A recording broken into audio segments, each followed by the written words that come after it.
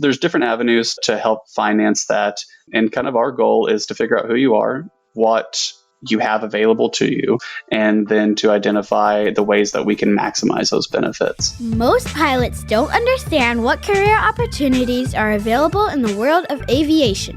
They're making career decisions based on advice from friends or posts on internet forums, meaning they are taking huge risks with their livelihood without having all the details. This podcast was created to help you understand the aviation industry so you can find your dream job. Let's get ready for Pushback. Here's your host and my dad, Nick Fialka. Hey, pilot. Good day. Hello. How's it going? It's Nick. And there you are. And here I am. And I hope you're getting some kind of workout in, or you're driving to an airport to go fly, to go move yourself forward. Maybe your kids are in the car because they're thinking about being pilots and all this stuff. So today is really cool. Dillon Washburn is back. All right. Dillon Washburn from US Aviation Academy.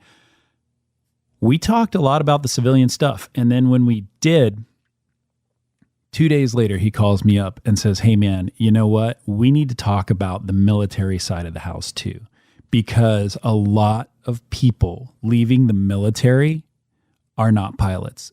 Who knew? And a lot of those people want to become pilots.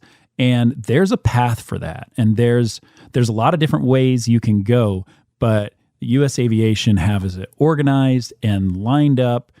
We talk about GI Bill. We talk about all the things that are required and how they can help you, because there are so many different things that you can do. If you're in the military leaving, there's so many options out there. It's a big hill to climb, and you don't know what you have.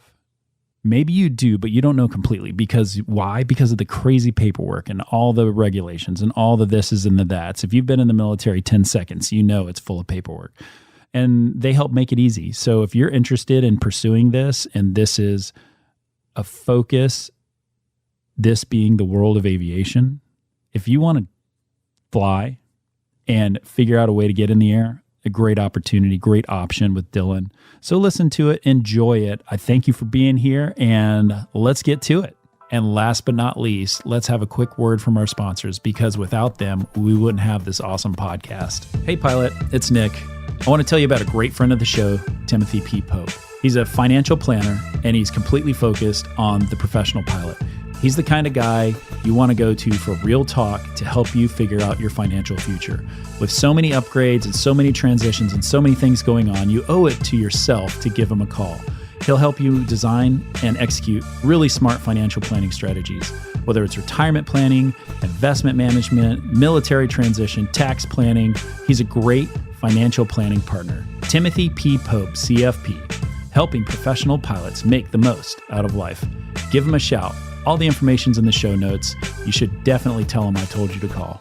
All right, pilot, I am back. One more conversation, part 2, with my good friend, Dillon Washburn, US Aviation. We are pivoting this episode to talk about the military aspect of US Aviation, because it's such a great dynamic background that Dillon had. The last episode, we spoke about that civilian pilot that was going through, and now for that military pilot that's trying to figure it out, or maybe not even a military pilot. It could be a helicopter guy, could be a person that's never touched the controls, could be just about anybody that might have a little bit of Uncle Sam money hanging around. So Dillon, take it away, man. Tell the story you just told me about. Yeah, so just giving a little bit of background on myself. So whenever I first started flight training, I started in Tulsa, Oklahoma, and nickel and dime my way to my private pilot. But one of the ways that did that was working for the flight school, and was the grease monkey cleaning bugs off the airplane and the oil. Then went to the driving the bus around, and ultimately to admissions, but got my feet wet in the flight school realm. Then I moved to Minnesota. I got married, and there was a gentleman there that was a military helicopter pilot that had 3 helicopters and 1 airplane, a small operation. He had VA approval. He just had never really done anything with it. And he brought me on to kind of try to help him grow his business. And we started at, I think, around 70,000 was the revenue of the airplane portion of his business. And in 3 years, we jumped over 2.3 million, added 10 additional aircraft. And the way I did that was by recognizing very quickly that there's lots of veterans that are out there that some being pre-existing pilots, some that are just wanting to use their VA funds. There's no one helping them with their knowledge and helping them knock down the hurdles because, of course, the VA doesn't make it easy. So just tried to educate myself, and very quickly we became the school to accommodate, probably help that school, over 50 veterans in 3 years. And that was a very small but developing school. And that's actually one of the reasons that US Aviation brought me on board, because whenever I started here, we were accommodating about one new veteran per month. And I started in September of 2021. And since then, we are averaging, I think, somewhere between 20 to 30 veterans per month starting with us. And the way that we're doing that, and the reason that we have so many that are coming, is because, like I said, a lot of places don't have that knowledge because it can be kind of a monster, and the VA doesn't make it easy. And so what we try to do is to help in any kind of way we can. And our goal is to make it where you finish our flight training and you're out of pocket as little as possible. And there's different ways you can play the game, but that's something I think we've come to be kind of somewhat expert. So I think about the guy or gal that is leaving the military. Maybe you've had your commitment at 4 or 5 years, or maybe you are transitioning out after 10 or 12 years. So it's kind of probably the generalized buckets of people. And then you've got the retirees, like old men like me. There are these benefits that they pin on your uniform before you leave. And they're like IOUs, and they just like throw them on. Like, what do you tell these guys? Like, how do you go about like getting from like, I don't know what I don't know, into like, oh, all I got to do is sign here. It's the easy button. Like, how does that work?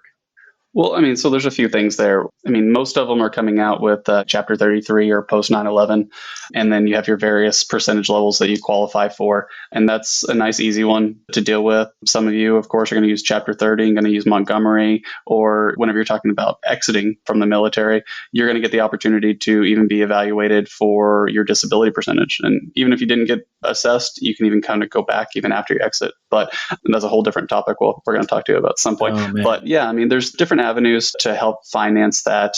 And kind of our goal is to figure out who you are, what you have available to you, and then to identify the ways that we can maximize those benefits. And so, like I said, 30, 31, 33, or whichever one, will help in any kind of way we can to do that. And one thing I think is worth touching right here on is that the biggest thing that you're going to run into, that most veterans run into once they get out, is the VA is like, hey, here's this money, but you have to go get your private pilot first. And that causes so many people to kind of just throw up their hands, and they don't know how to get that, because a lot of people get out of the military with little, poor, or bad credit, or they don't have any money saved up. And so they don't know how to get past that initial $15,000 to $20,000 financial hurdle just to get their private pilot's license, because the VA won't pay for that usually. And so that is one thing. I mean, not to really plug us in this situation. That's why you're here. Yeah, I mean, I guess. But we actually have worked with a bank, and it's actually pretty cool. We worked with a bank to be able to provide veterans guaranteed financing for the private pilot's license. So, their local bank or someone else denies them, I have the ability that even if somebody applies, I can guarantee them, I can actually override the bank and still be able to get the funds necessary to get them that private license. So that way, after that, skies are green, and here comes the VA funds to be able to get them all the rest of their certifications. Yeah, I will say that if you are wanting to be a pilot and you see this, if 15 to 20 grand is a big hill for you to climb, I want you to remember that your last year at your major airline, you're going to be making $500,000 a year. And so this $20,000 investment in yourself is the investment that it takes to make yourself a millionaire. And so if you're going to save that $15,000 and put it down on a house, like, is that house going to appreciate over 25 or even 35 years to $12 million? It's probably not. So I love that Dillon is working with these banks, because for a bank to give out a $15,000 loan, like that's nothing. Like they could do 30 of them in one day and probably not even move a decimal on their balance sheet. So getting the funding out there, because like when you're getting out, man, you're spending, like you have to get out. You have to go to all your final classes. Then you have to find a place to live. Maybe you've got a family. Maybe you're trying to figure out, how am I going to pay these bills? How am I going to keep my family fed while I go off gallivanting, learning how to fly an airplane? So how do they keep their family fed, Dillon? It just depends on the situation. There's one thing called skill bridge while people are exiting the military that some of our veterans are taking advantage of. And up to your last 180 days, they can come here and at least start their flight training, which is a great opportunity because the the military is still giving you your normal paycheck while doing it. So that one's great, and that solves that issue. But what we have most of our students that are using VA funding, they will hop into one of our collegiate programs. And I know that a lot of people are like, oh, well, I already have a bachelor's degree, I'll have this. Well, some of them allow you to kind of prioritize the flight training and get your certs. And then at the end, if you want to finish your degree, you can. But the benefit of that is that by being a student, you usually get a housing allowance. You still get your housing allowance that is going to be able to help you with any kind of extra bills or expenses. Yeah, absolutely. And there's some really good information there for my reservists, right? SkillBridge is great. I love SkillBridge. You guys know I love SkillBridge.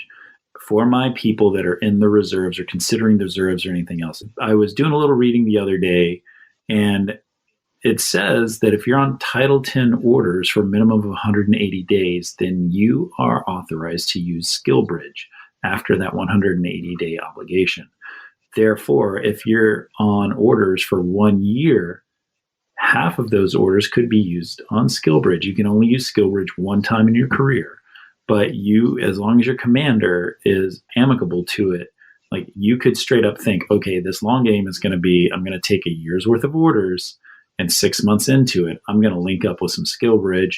I'll call Dillon's team at US Aviation and work out how to transition, because it doesn't matter if you're an E3 or an 06, that money that you make, you are going to continue to be paid until the completion of that 180 days. After that 180 days, you can also get start terminal leave and all those other things to get that extra little bit of money. So if you're ready to hit that ground running with your 180 days, I mean, just be ready to go, to give it 110%.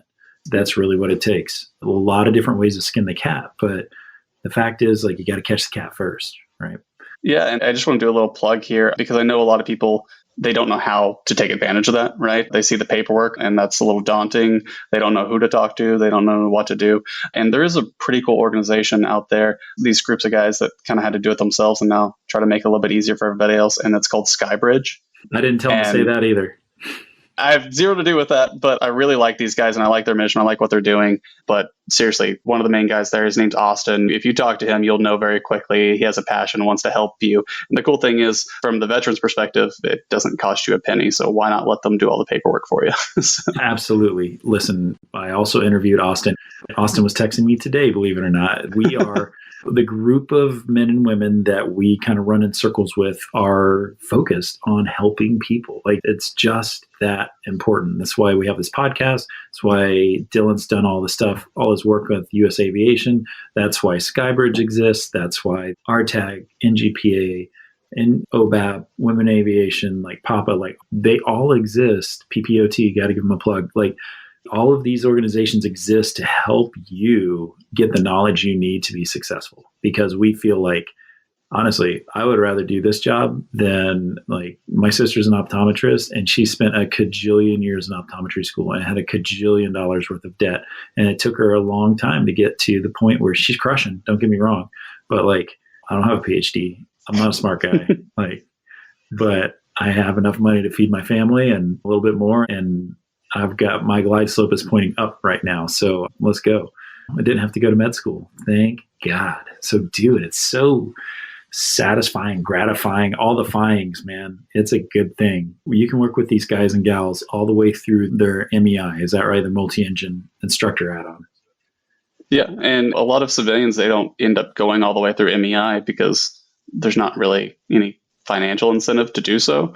But from a veteran's perspective, it gives them more multi-hours, makes them more competitive, more experienced, but also usually the VA is going to pay for it, lets you continue to technically be a student while you're actually starting to work as an instructor and still getting that housing allowance. So it's almost becomes a point of supplemental income, which is great as well.